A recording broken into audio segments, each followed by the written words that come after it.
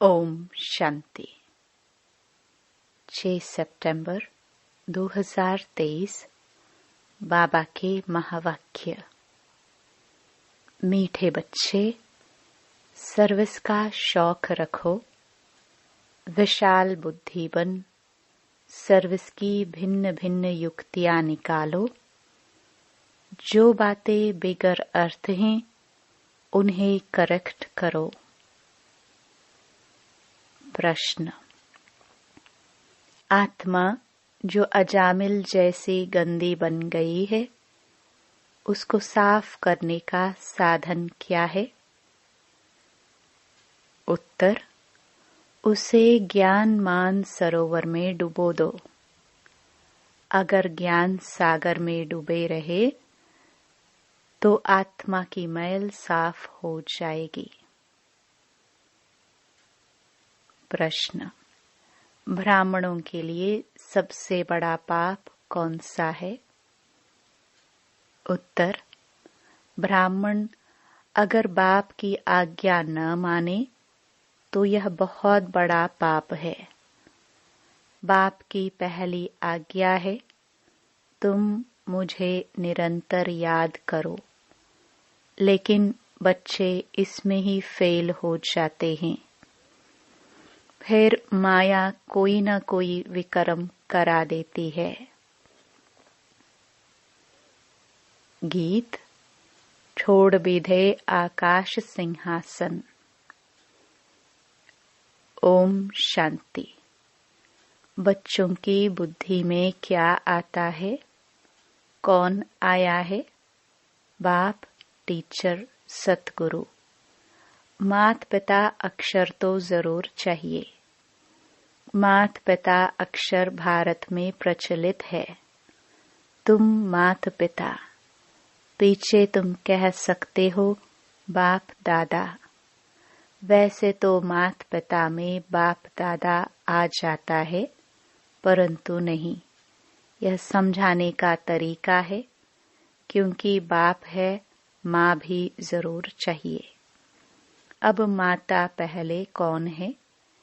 यह है गुह्यते गुह्य बात, जो कोई समझ न सके। क्या प्रजापिता ब्रह्मा होने से भी माता चाहिए? प्रजापिता ब्रह्मा के साथ कोई प्रजापत्नी भी चाहिए? नहीं, प्रजापत्नी नहीं चाहिए, क्योंकि यह मुख वंशावली है। इसलिए ब्रह्मा की पत्नी कोई हो नहीं सकती। यह बहुत गुह्य और गंभीर बातें हैं। इसे समझने और धारण करने के लिए बुद्धि चाहिए। यह एक ही बाप है जो बच्चों के सम्मुख आते हैं। तुम तो समझते हो मात पिता बाप दादा सम्मुख आया है। बच्चे बाहर में सर्विस करते हैं। सेंटर्स पर जो रहते हैं वह यह नहीं समझेंगे कि मात पिता बाप दादा सम्मुख आए हैं। वह समझेंगे फलानी बीके व ब्रह्मा कुमारी आई है। यह मम्मा अडॉप्ट की हुई है। सबसे लकी सितारा जगदम्बा है। यह संभालने के लिए मुख्य है, इसलिए इन पर कलश रहता है। और यह ब्रह्मा तो हो गई ब्रह्मपुत्रा मेल के रूप में, तो सरस्वती जरूर चाहिए। सरस्वती को ही जगदम्बा कहा जाए। इस मेल को तो जगदम्बा नहीं कहेंगे।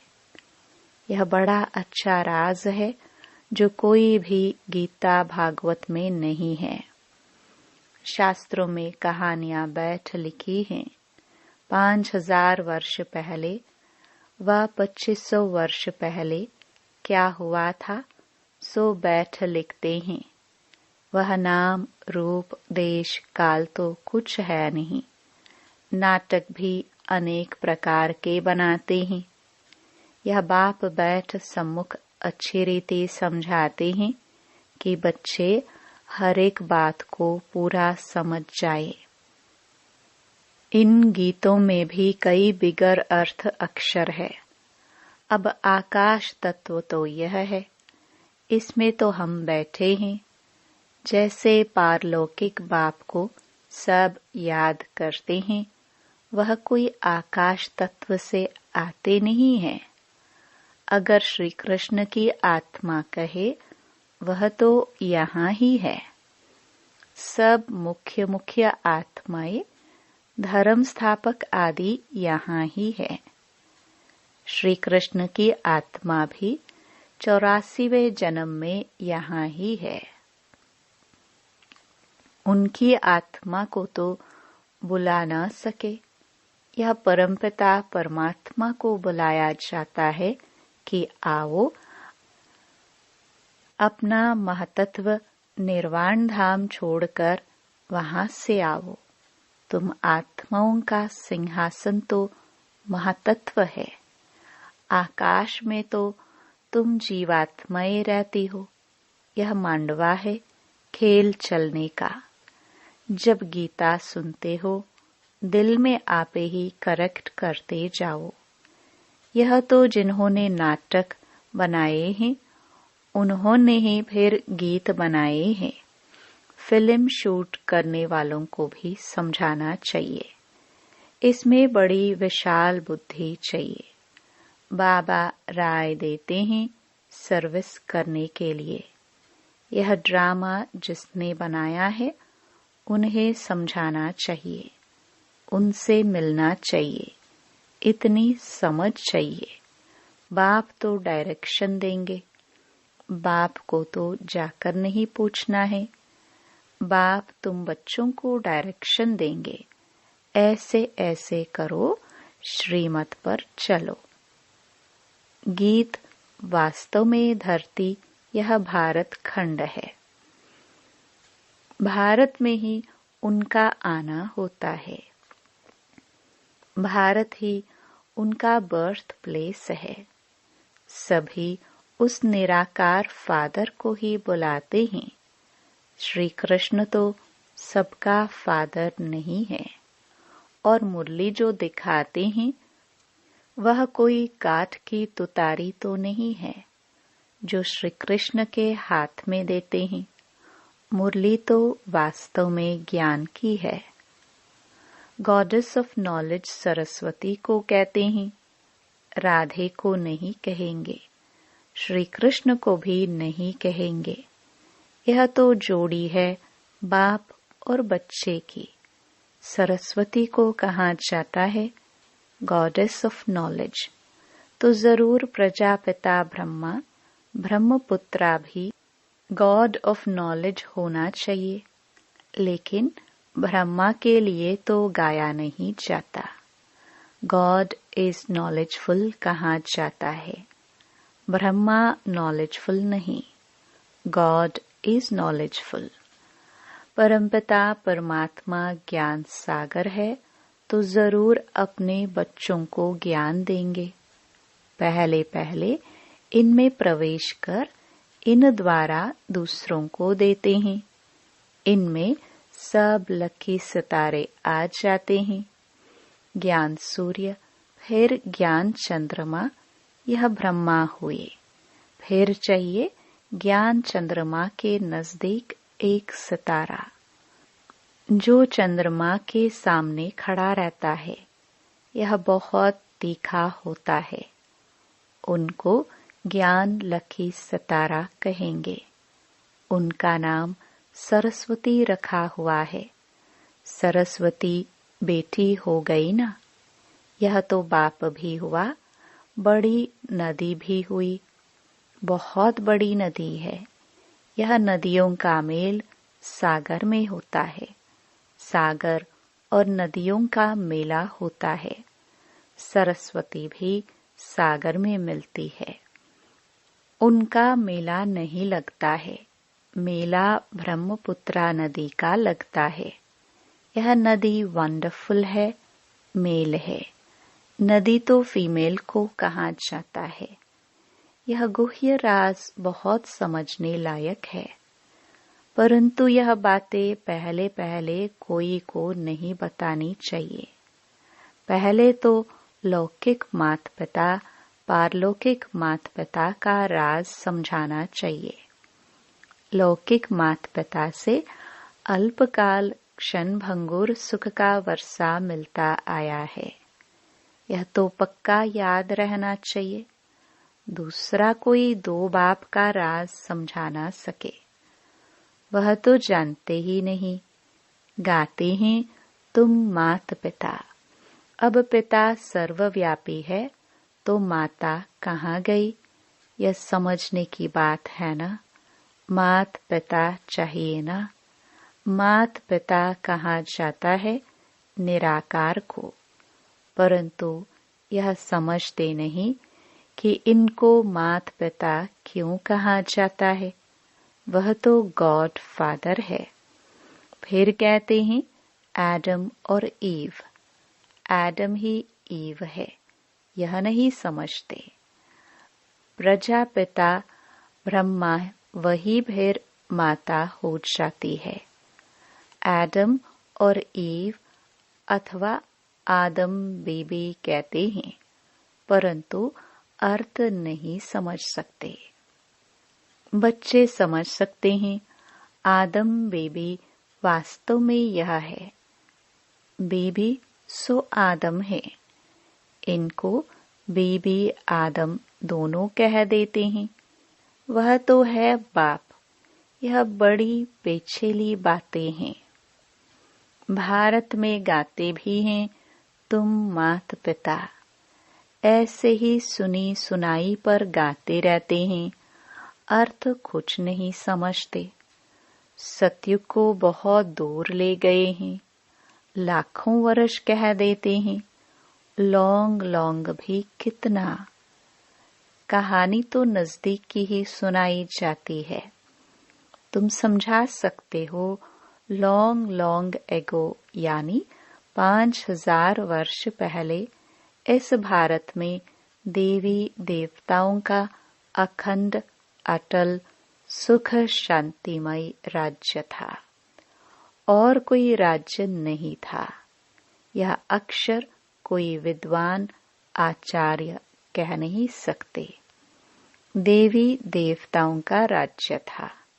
मालूम होना चाहिए कैसे स्थापन हुआ, लक्ष्मी नारायण कैसे बने, कैसे उन्हों की राजाई स्थापन हुई।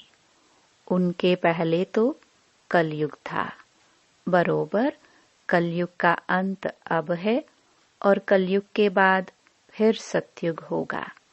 सतयुग सामने आ गया है, जो लॉन्ग लॉन्ग था वह सामने आ गया। 84 जन्म लेते लेते अब कलयुग का अंत आकर हुआ है। अभी तुमको कहेंगे 5000 वर्ष पहले इन लक्ष्मी नारायण का सतयुग में राज्य था, अभी नहीं है। अभी टाइम आकर पूरा हुआ है, फिर से लक्ष्मी नारायण का राज्य स्थापन हो रहा है। यह तुम्हारी बुद्धि में है, जिसके लिए तुम पुरुषार्थ कर रहे हो। यह है समझाने की बात। यह तो सच्ची गीता आदि इसलिए लिखी जाती है कि कोई पढ़कर रिफ्रेश होते रहे। यह जानते हैं जो लिखा जाता है वह फिर प्राय लोप हो जाएगा। यह सच्ची गीता भी नहीं रहेगी। जो तुम लिखते हो वह सच्चा ज्ञान प्राय लोप हो जाना है, और साथ साथ शास्त्र भी सब प्राय लोप हो जाएंगे। सतयुग त्रेता में शास्त्र होते नहीं, फिर कल्प पहले जैसे द्वापर से बने थे वैसे बनने लग पड़ेंगे। यह है भक्ति मार्ग की सामग्री। रचना की सामग्री बहुत बड़ी है। तुम ज्ञान सेकंड में ले लेते हो। सारी रचना के आदि मध्य अंत को तुम जानते हो। अंगे अखरे, तिथि तारीख सहित पूरा हिसाब किताब है। 84 जन्म सब नहीं लेते हैं। कोई 70 लेते, कोई 60 लेते, कोई 2 भी लेते हैं। यह सारा मिनिमम और मैक्सिमम का हिसाब है। पीछे आने वालों के जरूर नंबरवार थोड़े थोड़े जन्म होंगे। उसका फिर विस्तार करना फालतू हो जाता है। तुम बच्चे नटशल में समझ सकते हो। 84 लाख जन्म तो है नहीं। 84 जन्म भी हर एक नहीं ले सकते हैं। ऐसे ही सिर्फ कह देते हैं 84 का चक्र है। 84 लाख जन्मों का चक्र नहीं गाया जाता। गीत पाप कपट की छाया पड़ गई है। अब रावण का राज्य है ना। आत्मा पर मैल की छाया पड़ते पड़ते अब बिल्कुल ही अजामिल हो गए हैं। इतनी मैल छड़ी है जो साफ होते ही नहीं। उस मैल को निकालने लिए फिर गाया हुआ है ज्ञान मान सरोवर। उसमें डुबा रहे। जैसे जंक लगती है तो उनको उतारने के लिए घासलेट में डाला जाता है। यह भी जंक लगी है, इसलिए ज्ञान सागर में डूबे रहो। कोई पानी की नदी व सागर की बात नहीं है। ज्ञान सागर जो ज्ञान देते हैं उस नॉलेज में तत्पर रहना है। गृहस्थ व्यवहार को भी संभालना है। उसमें कोई मत चाहिए तो लेते रहो। हर एक का कर्म बंधन अपना अपना है। सर्जन सबके लिए एक ही दवा नहीं देते हैं। हर एक का कर्म बंधन, हर एक की बीमारी अपनी अपनी है। यह 5 विकारों की बीमारी महाभारी है। इस बीमारी को कोई जानते ही नहीं है। यह कब से शुरू होता है? आत्मा को बीमारी लगने से शरीर को भी बीमारी लग जाती है।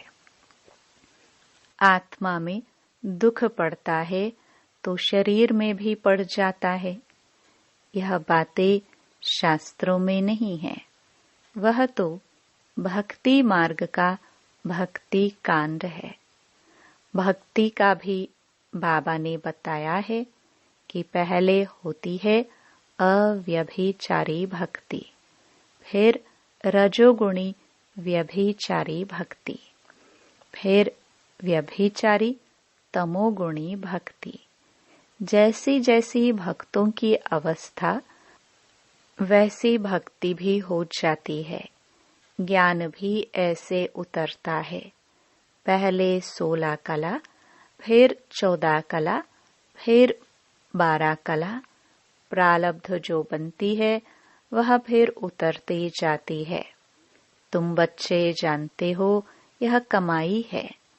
कमाई में विघ्न पड़ते हैं। दशाएं बदलती हैं। पूछते हैं हमारे ऊपर कौन सी दशा बैठी हुई है?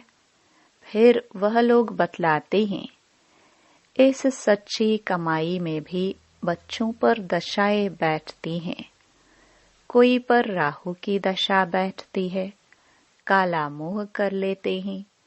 बृहस्पति की दशा थी, फिर माया ने थप्पड़ लगाया तो राहु की दशा बैठ गई।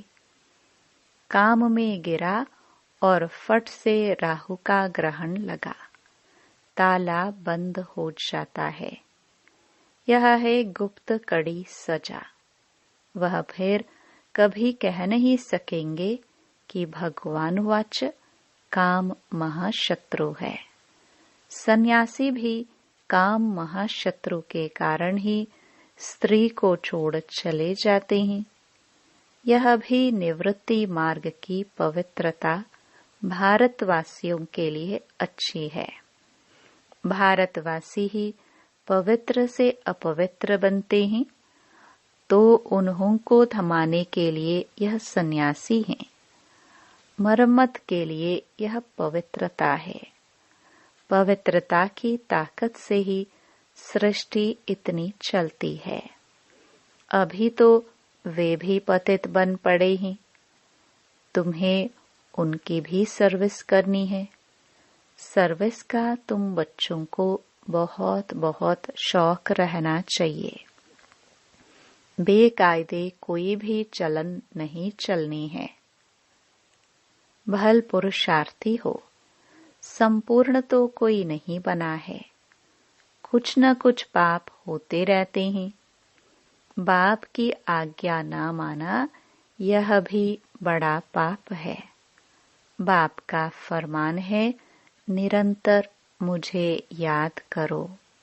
जानता हूँ कि कर नहीं सकेंगे, परंतु तुम पूरा पुरुषार्थ ही नहीं करते हो। जो करेंगे वह अच्छा पद पाएंगे।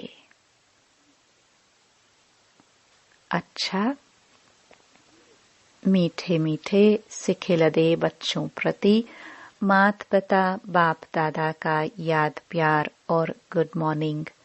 रूहानी बाप की रूहानी बच्चों को नमस्ते। धारणा के लिए मुख्य सार। पहला, 5 विकारों की बीमारी से मुक्त होने के लिए सर्जन की राय लेते रहना है। आत्मा पर कोई बीमारी न लगे, इसकी संभाल करनी है। दूसरा, सच्ची कमाई करनी और करानी है। कोई भी बेकायदे चलन नहीं चलनी है। राहु की दशा कभी न बैठे, इसके लिए बाप के फरमान पर सदा चलना है। वरदान, याद और सेवा द्वारा सब चक्करों को समाप्त कर क्षमा पर फिदा होने वाले सच्चे परवाने भव। जो बच्चे याद और सेवा में सदा बिजी रहते हैं, वह सभी चक्करों से सहज ही मुक्त हो जाते हैं। कोई भी चक्कर रहा हुआ होगा तो चक्कर ही लगाते रहेंगे। कभी संबंधों का चक्कर, कभी अपने स्वभाव संस्कार का चक्कर। ऐसे व्यर्थ के सभी चक्कर समाप्त तब होंगे जब बुद्धि में सिवाय क्षमा के और कुछ भी न हो।